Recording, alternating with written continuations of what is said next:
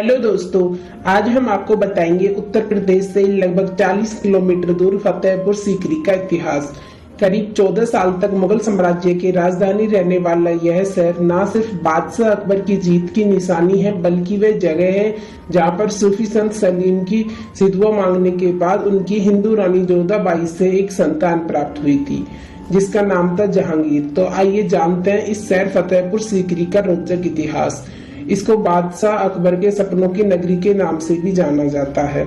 अकबर ने फतेहपुर सीकरी की स्थापना सन 1569 में आगरा से 41 किलोमीटर दूर सीकरी में इस शहर की स्थापना की। लगभग 9 किलोमीटर की परिधि में फैला हुआ यह शहर प्रतिवर्ष लाखों पर्यटकों को अपनी तरफ आकर्षित करता है।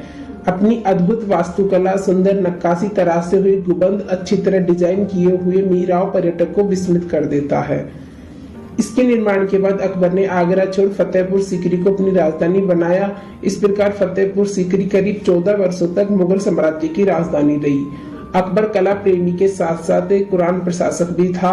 जिस बुलंद दरवाजे के बारे में इतिहास में पढ़ते हैं, वह दरअसल फतेहपुर सीकरी का प्रवेश द्वार नहीं, बल्कि सूफी संत सलीम चिश्ती की दरगाह का दरवाजा है, जिसके आशीर्वाद से सम्राट अकबर को पुत्र प्राप्ति हुई।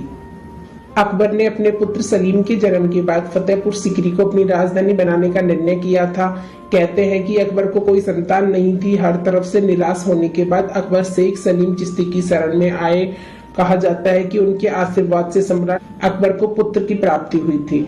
बादशाह अकबर की रानी जोधाबाई के गर्भ से 30 अगस्त 1569 को फतेहपुर सीकरी में ही शिशु का जन्म हुआ, जिसका नाम अकबर ने शेख सलीम के नाम पर सलीम ही रखा। यह सलीम आगे चलकर सम्राट जहांगीर के नाम से प्रसिद्ध हुआ।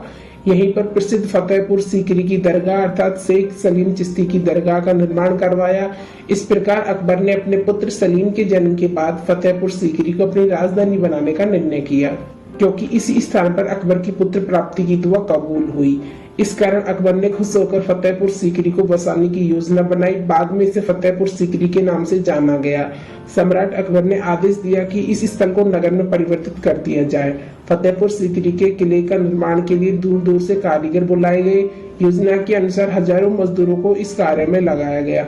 इन कारीगरों में गौड़ प्रदेश के हिंदू कारीगर भी शामिल थे। गौड़ प्रदेश के कारीगरों को उस समय में भवन निर्माण कला में देशव्यापी प्रसिद्धि थी।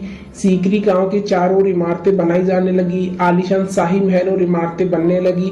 इन कारीगरों ने मिलकर कुछ ही वर्षों में इस स्थल पर एक खूबसूरत शहर का निर्माण किया। यह अनुपम किला भारतीय और ईरानी कला का अद्भुत मिश्रण है। इस तरह दो वास्तुकला के संयोग से एक नए और अनोखे वास्तुशिल्प का जन्म हुआ। सीकरी के आसपास लाल पत्थर बहुत पाए जाते हैं। इस कारण इस नगर के बसने में लाल पत्थर का खूब उपयोग किया गया। फतेहपुर सीकरी का किला आज भी अद्वितीय है। फतेहपुर सीकरी का किला इसे बनाने में अकबर को लगभग 15 वर्ष का समय लगा था। लाल पत्थर से निर्मित इस सुंदर नगरी को देखकर हर कोई विस्मित हो जाता है। ईरानी और भारतीय शिल्प के मिश्रण से बनाया है नगर जब बनकर तैयार हुआ, तब लोग इसकी अद्भुत सुंदरता को देखकर आश्चर्यचकित रह गए। अपनी अद्भुत वास्तुकला, तराशे हुए गुंबद, सुंदर नक्काशी, मेहराब का डिजाइन पर्यटकों को सम्मोहित कर देता है। अपनी अद्भुत सुंदरता और भव्यता के लिए प्रसिद्ध यह ऐतिहासिक स्थल आज भी अनुपम है।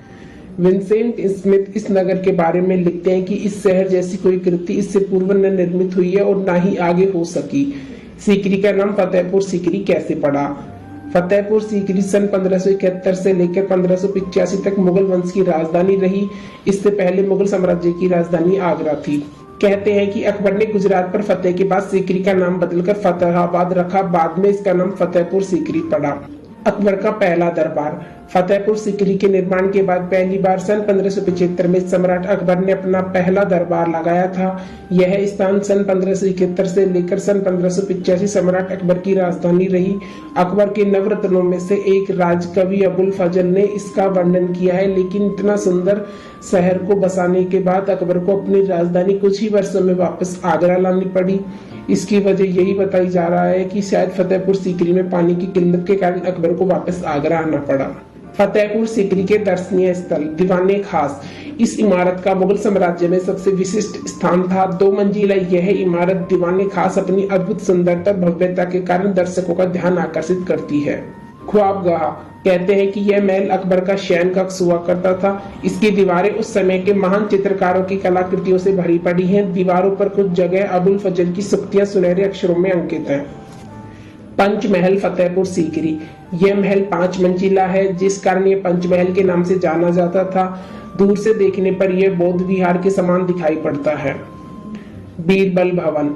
यह भवन जोधाबाई भवन के ठीक उत्तर पश्चिम दिशा में स्थित है। इस महल के अंदर और बाहर की दीवारों पर बनी नक्काशियां मनमोहक है। कहते हैं कि बीरबल की गिनती सम्राट अकबर के नवरत्नों में सबसे ऊपर थी।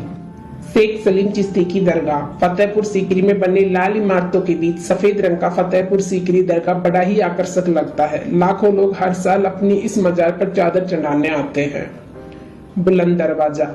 आगे हम चर्चा करेंगे बुलंद दरवाजा किसने बनाया और क्यों। असल में यह भव्य दरवाजा शेख सलीम चिश्ती की दरगाह का प्रवेश द्वार है।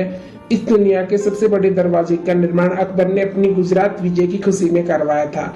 इस दरवाजे के प्रवेश द्वार के पूर्वी तोरण पर आज भी फारसी में शिलालेख अंकित है, जो 1601 में दक्कन पर अकबर की विजय अभिलेखन से संबंधित है। इसके 42 सीढ़ियों पर स्थित बुलंद दरवाजा 53.63 मीटर ऊंचा और 35 मीटर चौड़ा है। यह लाल बलुआ पत्थर से बना है, जिसे सफेद संगमरमर से सजाया गया है। दरवाजे के आगे और स्तंभों पर कुरान की आयतें खुदी हुई है। यह दरवाजा एक बड़े आंगन और जामा मस्जिद की ओर खुलता है। समअष्टकोणीय आकार वाला यह दरवाजा गुंबद और मीनारों से सजा हुआ है। बुलंद दरवाजे पर बना पारसी शिलालेख अकबर के खुले विचारों को दर्शाता है और इतिहासकारों द्वारा अक्सर यह विविध परंपरा और संस्कृति के उदाहरण के रूप में उपयोग किया जाता है। बुलंद दरवाजे के तोरण पर ईसा मसीह से संबंधित बाइबल की कुछ पंक्तियां भी लिखी गई हैं। बुलंद दरवाजे पर बाइबल की इन पंक्तियों की उपस्थिति से अकबर को धार्मिक सहिष्णुता का प्रतीक माना जाता है। शांतिपूर्वक दृश्यों का अनुभव करने और दीवारों पर बनी सुंदर कलाओं को देखने के लिए प्रतिदिन सैकड़ों लोग यहाँ आते हैं। दोस्तों, आज के वीडियो में बस इतना ही। अगर वीडियो पसंद आए तो लाइक कीजिएगा और चैनल को सब्सक्राइब कर हमारा सपोर्ट कीजिएगा।